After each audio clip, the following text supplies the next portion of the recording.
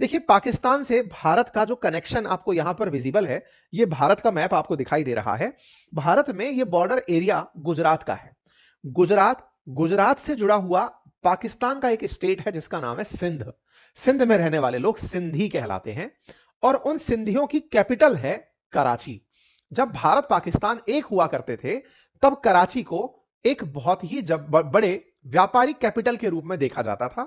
व्यापार के लिए जाना जाता था। सिंधियों का व्यापार का जो गुण है वो आज हमारे देश में भी काफी चर्चा में रहता है।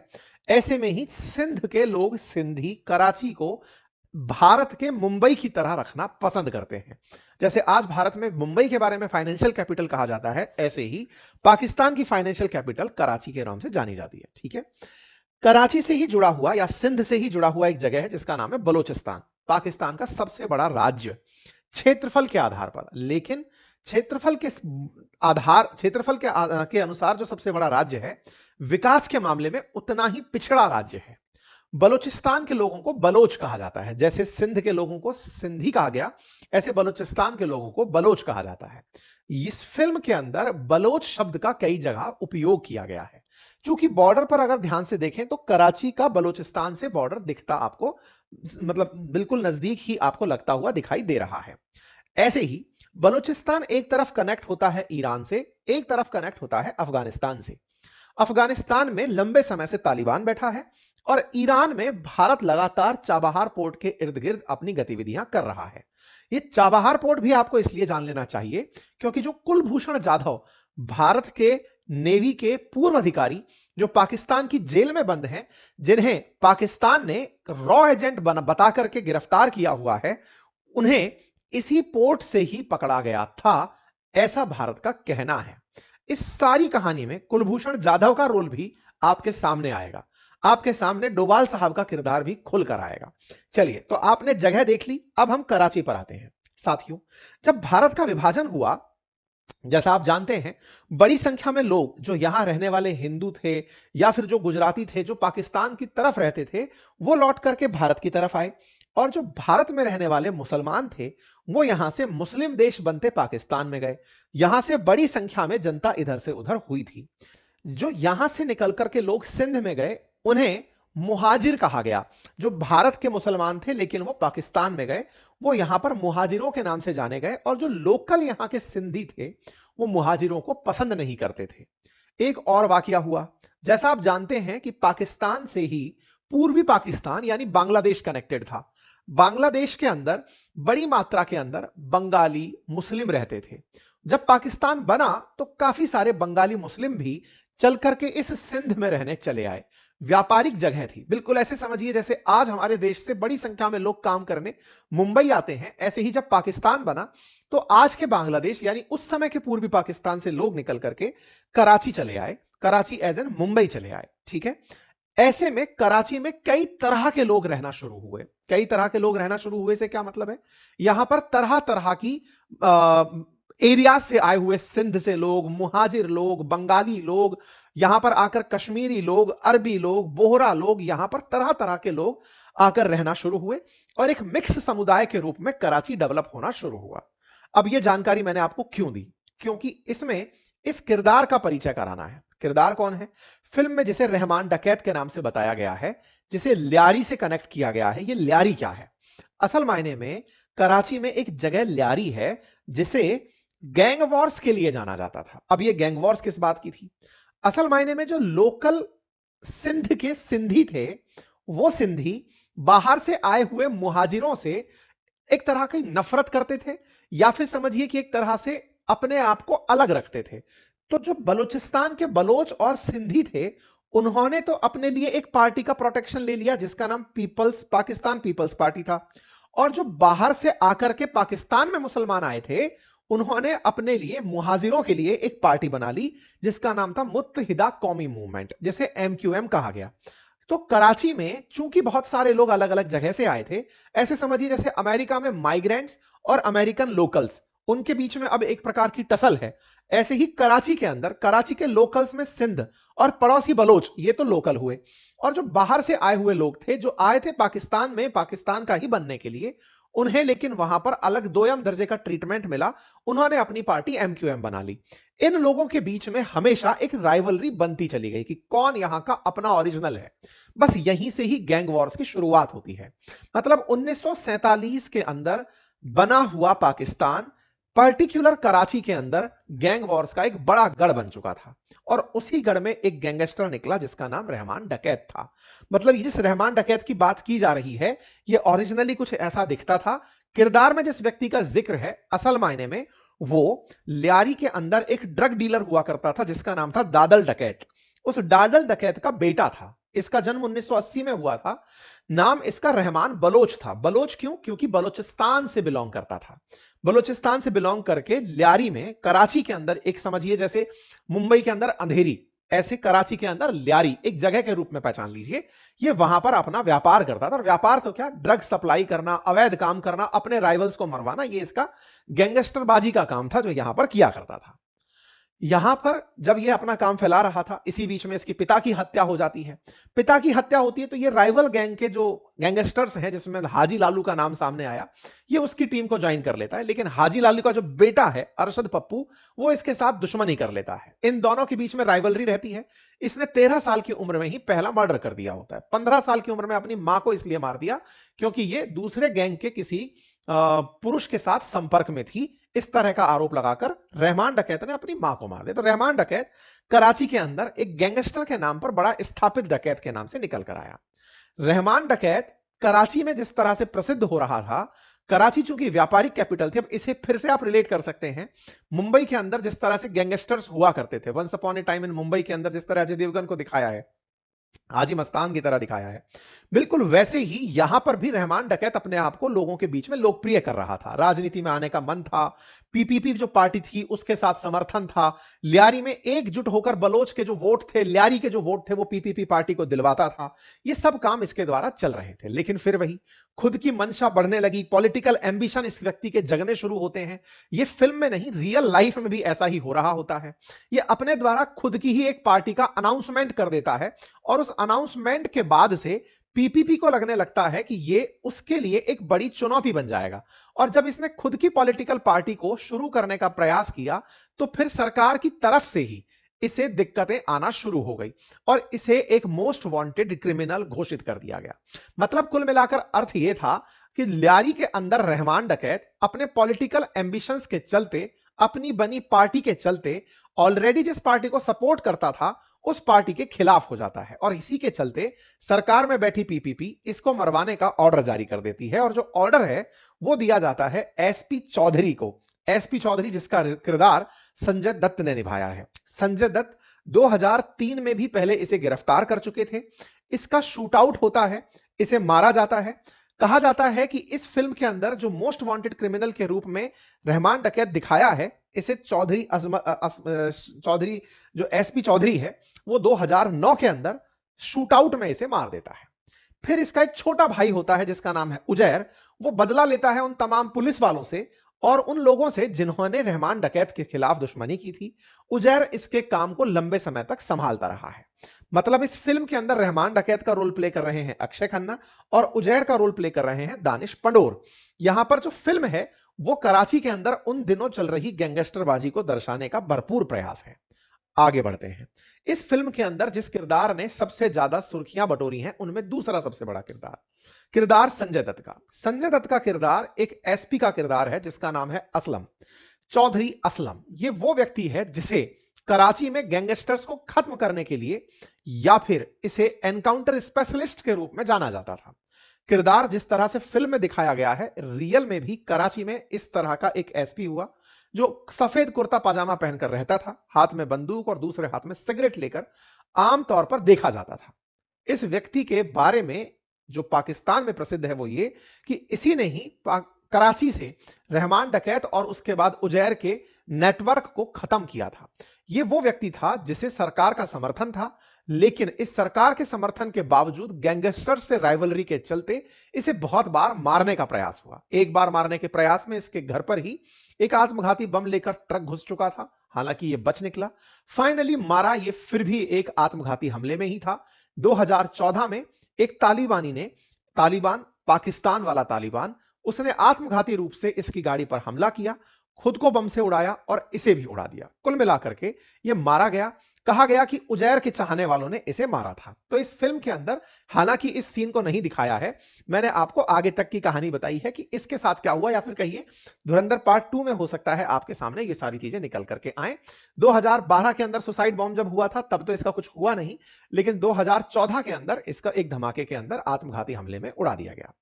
फिल्म के अंदर फिर एक और किरदार जिसने सुर्खियां बटोरी वो था अर्जुन रामपाल का किरदार। अर्जुन रामपाल जिस किरदार को प्ले कर रहे थे वो था मेजर इकबाल का किरदार। मेजर इकबाल जो है उन्हें इलियास कश्मीरी से प्रेरित बताया गया है। अब ये इलियास कश्मीरी एक आतंकी था, आईएसआई का एजेंट बनकर काम कर रहा था। भारत के अंदर हो रहे आतंकी हमलों को, ये जो 26/11 के जो हमले थे, उन्हें पाकिस्तान से ऑपरेट करने वाला, सरकार से कनेक्ट करने वाला ये इलियास कश्मीरी ही था, जिसे यहां पर अर्जुन रामपाल ने प्ले किया है। कहा गया मेजर इकबाल जो रेल प्ले कर रहा है और इलियास कश्मीरी, ये दोनों फिल्म के अंदर एक क्रूर और खूंखार मतलब आतंकी और आईएसआई के एजेंट के रूप में दिखाए गए हैं। यह हरकत उल जिहाद अल इस्लामी आतंकी संगठन से जुड़ा रहा है। किरदार में एक और किरदार जिसे देखते ही लोग बिल्कुल समझ गए कि आर माधवन केवल और केवल अजीत डोभाल जी का ही किरदार प्ले कर रहे हैं। तस्वीरों को अगर आप उठाकर देखें तो यहां पर डोभाल साहब के किरदार को एज इट इज कॉपी किए हुए आर माधवन दिख रहे हैं। इनका जो रोल है वो इस फिल्म की शुरुआत से लेकर अंत तक प्रासंगिक बना रहता है। ये वो व्यक्ति हैं जो पाकिस्तान को डिकोड कर चुके हैं कि पाकिस्तान भारत से युद्ध तो नहीं जीत सकता, इसीलिए वो प्रॉक्सी वॉर लड़ता है। प्रॉक्सी वॉर का मतलब हुआ भारत में आतंकवादियों को भेजना, भारत के साथ मतलब भारत के अंदर आंतरिक अशांति उत्पन्न करना, नक्सलवाद को समर्थन देना, खालिस्तान को समर्थन देना, भारत के आंतरिक अस्थिरता को बढ़ाने के लिए कम्युनल राइट्स को करवाना। भारत के अंदर प्रॉक्सी वॉर करने में पाकिस्तान बड़ा पैसा निवेश कर रहा है। चूंकि ये इस बात को समझ चुके हैं तो इन्होंने ही पाकिस्तान में उसकी तरह ही प्रॉक्सी वॉर करने का निर्णय लिया। फिल्म में इनके किरदार को कुछ इस तरह दिखाया गया है कि जब आपने 2 दिन पहले यह सुना हो, मैं आज से इसे जोड़कर दिखा रहा हूं, कुछ दिनों पहले आपने सुना था कि दिल्ली के अंदर लाल किले के पास एक चलती कार के अंदर ब्लास्ट होता है। एक व्हाइट कॉलर डॉक्टर उमर, जिसने गाड़ी के अंदर अपना विस्फोटक पदार्थ भरा हुआ है, वो खुद को गाड़ी में उड़ा लेता है। भारत के इतने टॉप सिक्योर्ड दिल्ली जैसे इलाके में इस तरह का एक आतंकी हमला होना भारत की सुरक्षा के ऊपर एक बड़ा प्रश्न था। लेकिन अगले ही दिन पाकिस्तान की राजधानी में बिल्कुल इसी तरह इतने ही सुरक्षित इलाके में एक ब्लास्ट होता है और उस ब्लास्ट को पाकिस्तान के पीएम खुद भारत द्वारा कराया गया ब्लास्ट बताते हैं। यह दर्शाता है कि भारत ने पाकिस्तान में इनके कारण एक ऐसा प्रॉक्सी नेटवर्क डेवलप कर लिया है जो पाकिस्तान भारत में जो करता है वो तुरंत उसे वहां पर भी देखने को मिलता है। यह संभव हो पाया भारत की खुफिया एजेंसीज के कारण। फिल्म कुछ ऐसा स्थापित करते हुए दिख रही है। फिल्म में जो बातें स्थापित की गई हैं वो इन्हीं के थॉट प्रोसेस के अराउंड है। आपने इन दिनों बहुत सी ऐसी चीजें देखी होंगी, चाहे पहलगाम में आतंकी हमला देखा हो, उसके बाद ऑपरेशन सिंदूर भारत ने किया हो, पाकिस्तान के अंदर आए दिन जब भी आप कोई आतंकी हमला सुनते हैं, अब तो पाकिस्तान उसे सीधे सीधे भारत द्वारा प्रायोजित ही बता देता है। भारत ने ही बलूचिस्तानियों के थ्रू पाकिस्तान के अंदर अशांति कराई हुई है, भारत ने ही तालिबान पाकिस्तान के थ्रू पाकिस्तान में अशांति कराई हुई है, ऐसा पाकिस्तान क्लेम करता है। और इस फिल्म के अंदर इस प्रॉक्सी टेक्निक को विकसित करने के लिए डोभाल साहब का नाम चर्चा में रहता है। इन्हें सान्याल के रूप में दिखाया गया है और वो इसे डिफेंसिव ऑफेंस की तरीके से जानते हैं कि हम लोग डिफेंस में रहकर ऑफेंस कर रहे हैं क्योंकि पाकिस्तान हमारे साथ ऐसा करता आ रहा है। इस काम को करने के लिए उन्होंने किरदारों को विकसित करके पाकिस्तान में भेजने का भी रोल प्ले किया है। इन्हीं की कड़ी में आज की प्रासंगिकता से कुलभूषण जाधव का मामला जुड़का हुआ दिखाई देता है। मीडिया रिपोर्ट्स की माने तो पाकिस्तान में यह क्लेम किया जाता है कि चौधरी अजमल जो शेख है, जो एसपी है, उसको मरवाने के लिए कुलभूषण जाधव ने ही तालिबानी को तैयार किया था उस पर हमला कराने के लिए। नंबर 1, उजैर ने भी पुलिस को जो अपनी तरफ से एक्नॉलेज किया या स्वीकार किया, उसने भी कुलभूषण जाधव का नाम ही एक्सेप्ट किया था कि ये रॉ एजेंट होकर के हमारी मदद करता है और हमारी मदद पाकिस्तान के अंदर जो भी एक्टिविटीज इंटरनल हैं उनको करवाने में मदद करता है। पाकिस्तानियों ने एक वीडियो कुलभूषण जाधव के मुंह से रिकॉर्ड करवा के भारत के सामने रखा, जिसमें कहा कि आपके लिए ये खुद स्वीकार कर रहा है कि मैं रॉ एजेंट हूं और भारत मुझे स्वीकार नहीं करेगा। कुलभूषण जाधव भारत की तरफ से ईरान में पोस्टेड थे, आफ्टर रिटायरमेंट प्राइवेट काम में लगे हुए थे। पाकिस्तानियों ने इन्हें ईरान से गिरफ्तार किया। भारत का यही स्टैंड है कुलभूषण जाधव फिलहाल पाकिस्तान की जेल में है। पाकिस्तान दुनिया के सामने उन्हें भारत का एजेंट बताकर पेश करता है। फिल्म में जिस तरह से कुलभूषण जाधव का जिक्र है, एक अज्ञात व्यक्ति के रूप में जो भारत से निकलकर पाकिस्तान में अशांति पनपा रहा है। मतलब इसको भी जोड़ते हुए ये उजैर नाम का जो किरदार है और एसपी की मौत का जो किरदार है, वो यहीं से निकलकर जोड़ता हुआ दिखता है। कोई भी व्यक्ति कुलभूषण जाधव के रोल में वहां नहीं दिखाया गया है, लेकिन डोभाल साहब यानी कि सान्याल जो बने हुए हैं, वो वहां पर पाकिस्तान के अंदर नाम अलग अलग रखे गए हैं सबके, वो वहां पर बिल्कुल मिलते जुलते नाम रखे गए हैं और वो वहां पर प्रॉक्सी एंटी प्रॉक्सी चीजें करते हुए दिखाई दे रहे हैं। सबसे इंपॉर्टेंट और सबसे ज्यादा चर्चित किरदार जो बना है रणवीर सिंह का। धुरंधर फिल्म के अंदर जो रणवीर सिंह हैं, इन्हें लेकर के कुछ दिनों पहले भी सुर्खियां आई थी, ये कहते हुए कि ये मेजर मोहित शर्मा है। असल में भारत के अंदर मेजर मोहित शर्मा की भी काफी सुर्खियां रही हैं। मेजर मोहित शर्मा का परिवार रणवीर के लुक और रणवीर के कार्यशैली को लेकर कोर्ट गया फिल्म के अंदर इस बात को उठवाने के लिए कि इन्होंने मेजर मोहित शर्मा के रोल को प्ले किया है विदाउट ड्यू क्रेडिट। मतलब पेरेंट्स ने इस बारे में कहा कि भाई आप लोग इस बात पे, धुरंधर फिल्म के निर्माताओं के ऊपर लीगल सूट भी हुआ था कि मेजर मोहित शर्मा के रोल को रणवीर प्ले कर रहे हैं, लेकिन कहीं इस बात को एक्नॉलेज नहीं किया गया है। अब ये मेजर मोहित शर्मा जो आपको तस्वीर में फिलहाल इन सेट में दिखाई दे रहे हैं, ये बहुत हद तक रणवीर इनके लुक को लेता हुआ दिखाई देता है। सवाल है, मेजर मोहित शर्मा थे कौन, क्या था इनकी पहचान, क्यों इस फिल्म के अंदर रणवीर सिंह को उनसे उनसे इंस्पायर्ड बताया जा रहा है कि रणवीर सिंह उनका किरदार निभा रहे हैं। तो पता चलता है कि मोहित शर्मा इंडियन आर्मी से थे और इंडियन आर्मी में रहते हुए वो अंडर कवर ऑपरेशंस को अंजाम दे रहे थे। भारतीय सेना में होते हुए उन्होंने अंडर कवर ऑपरेशन होकर के जो आतंकी संगठन हिजबुल मुजाहिदीन है उसे ज्वाइन कर लिया था। मेजर मोहित शर्मा अपने आप को इस तरह से पेश किए कि वो इफ्तिखार खान भट्ट हैं और उनके भाई को भारतीय सेना ने मार दिया है, उसका बदला लेने के लिए वो हिजबुल मुजाहिदीन ज्वाइन करना चाहते हैं। 2004 में मेजर शर्मा मुजाहिदीन ज्वाइन करते हैं। ज्वाइन करके दो बड़े आतंकवादियों को मारते हैं। उनमें से एक का नाम अबू तोरारा और दूसरे का नाम अबू सज्जार है। उन्हें गोली मारकर और उनके हथियार लेकर वापस मोहित आर्मी कैंप लौट आते हैं। इनके इस अंडर कवर ऑपरेशन के चलते इन्हें इस फिल्म में रणवीर जो किरदार निभा रहे हैं उससे रिलेटेड बताया गया। लेकिन यहां पर जानने वाली बात यह है कि मेजर मोहित शर्मा का जो ऑपरेशन ग्राउंड था वो कश्मीर ही था, लेकिन रणवीर जो किरदार प्ले कर रहे हैं वो किरदार कराची के अंदर है, लियारी के अंदर है, सिंध के अंदर है। फिल्म निर्माताओं ने कहा कि यह एक संयोग हो सकता है, लेकिन किरदारों का पृष्ठभूमि अलग है। मेजर मोहित शर्मा के किरदार को रणवीर प्ले नहीं कर रहे हैं, ऐसा कहते हुए फिल्म के अंदर इस बात का स्पष्टीकरण भी दिया गया है। ठीक है साहब, ये कुछ इंपॉर्टेंट बातें थी। सवाल था फिर रणवीर किसका किरदार प्ले कर रहे थे।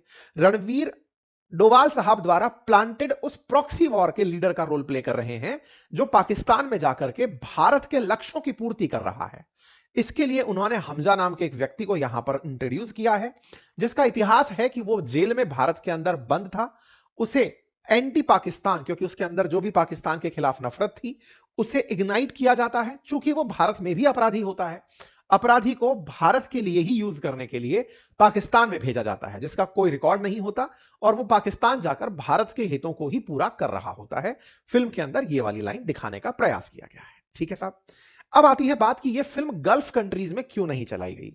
सामान्यतया वो सभी फिल्में जिसमें भारत पाकिस्तान एक दूसरे पर आरोप प्रत्यारोप कर रहे हो, या ऐसी फिल्में जो भारत पाकिस्तान के लड़ाने जैसी फिल्में हो, जैसे बॉर्डर टाइप की फिल्म हुई, या फिर वो फिल्में जिसमें भारत खुफिया तरीके से पाकिस्तान में कोई घटना को अंजाम दे रहा है, राजी टाइप की जो फिल्में हैं, ऐसी फिल्मों को गल्फ जीसीसी की जो कंट्रीज हैं वो प्ले नहीं करती हैं। उनके पीछे का कारण है क्योंकि उन देशों में बड़ी संख्या में भारतीय और पाकिस्तानी लोग एक साथ रहते हैं। ऐसे में कहीं ये फिल्म उनके देश में अशांति ना फैला दें, इसलिए वो इन फिल्मों को यहां पर नहीं प्ले करते दिखते। लेकिन इसका एक और कारण भी बताया गया और वो ये था कि इस फिल्म में एक रोल दिखाया गया है जिसमें पाकिस्तान का एक बड़ा व्यापारी अवैध तरीके से नोट प्रिंट करके भारत में नोट भिजवाता है। इस प्रक्रिया में उसने जिस जगह का उपयोग लिया वो गल्फ कंट्रीज ही थी, दुबई ही था। यह भी एक कारण निकला कि इस फिल्म के अंदर दुबई को अलग तरीके से प्रेजेंट किया गया है, जिसे लेकर के वो थोड़े ऑफेंसिव रहे। लेकिन इन जनरल यह माना जाता है कि ऐसा ये लोग करते हैं जब भारत पाकिस्तान एक दूसरे पर फिल्म बना रहे होते हैं। इसकी वजह से फिल्म निर्माताओं को 90 करोड़ का नुकसान हुआ। अगर ये फिल्म वहां खुली होती तो इनको और ज्यादा रेवेन्यू प्राप्त होता। ठीक है साहब, धुरंधर को 90 करोड़ का लॉस होने का बात निकल कर आई। अब सवाल आता है उस विषय का जिसके लिए शुरुआत की गई थी, इस फिल्म के अंदर लगने वाले कट्स को लेकर के। असल मायने में आप यहां पर जितना भी शुरुआत में सुने, रहमान डकैत वो असल में एक बलोच था। यहां पर रणवीर भी जो किरदार निभा रहे हैं वो भी एक बलोच का किरदार निभा रहे हैं। यहां पर बलूचिस्तान को इस पूरी फिल्म के अंदर खलनायकों द्वारा प्ले किया गया है। बलूचिस्तान भारत हितैषी पाकिस्तानी राज्य है। बलूचिस्तान के लोग भारत के समर्थन से पाकिस्तान में आजादी चाहते हैं।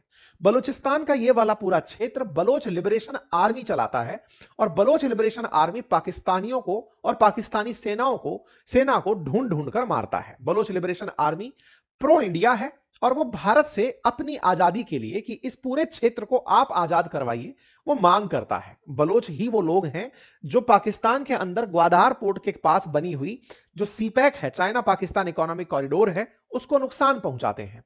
बलोच ही वो लोग हैं जो पाकिस्तान के अंदर जितने भी फॉरेन इन्वेस्टमेंट आते हैं या चीनी आते हैं उनके खिलाफ खड़े होते हैं, क्योंकि बलूचिस्तान के अंदर बड़ी मात्रा के अंदर माइंस हैं, मिनरल्स हैं, लेकिन उसकी एवज में यहां पर विकास नहीं है।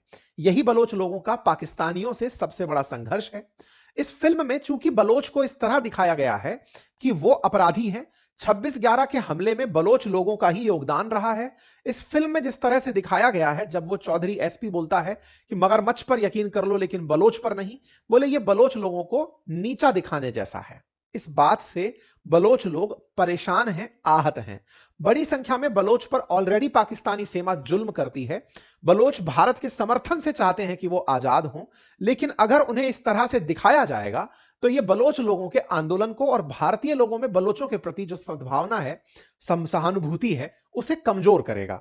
इसलिए बलोचों की तरफ से ये डिमांड थी। ये फिल्म का एक दृश्य है, मैं नहीं प्ले करूंगा, जिसमें दिखाया गया है कि 26/11 का जो आतंकी हमला है, उस आतंकी हमले को किस तरह से बलोच ने यानी कि रहमान डकैत ने बलूचिस्तान से अवैध हथियार मंगाकर अंजाम दिया था। इस फिल्म को मैं यहां पर प्ले नहीं कर रहा हूं, अदरवाइज कॉपीराइट आ जाएगा।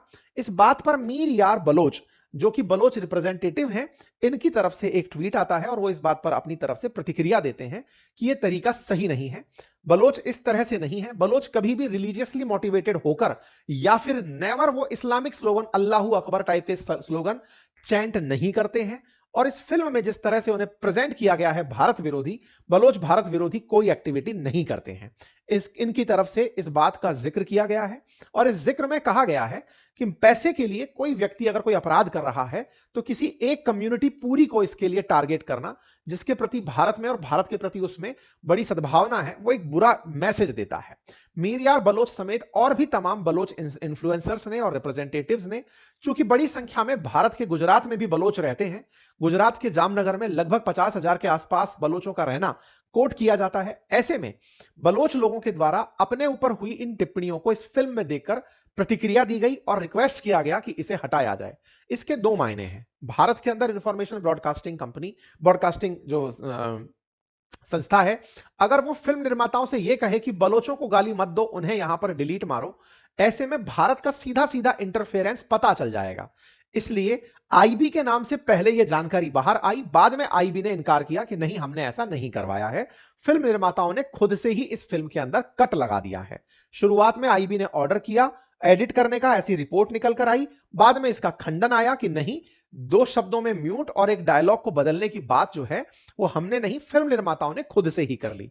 खैर, फिलहाल के लिए जो धुरंधर के अंदर फिल्म मेकर्स के द्वारा चेंजेस किए गए हैं वो स्वतः ही स्फुरित तरीके से किए गए हैं, यह बताया जा रहा है। इसके पीछे मंतव्य यह हो सकता है कि आईबी सरकारी तरीके से इस पर अगर काम करती है तो पाकिस्तान इसे उठाकर फिर दुनिया भर में दिखाता फिरेगा कि देखो, भारत सरकार खुद बलोच लोगों को इसलिए नीचा नहीं दिखाना चाहती क्योंकि ऐसा करने पर उनके राज पता चल जाएंगे कि भारत बलोचों को भड़काता है।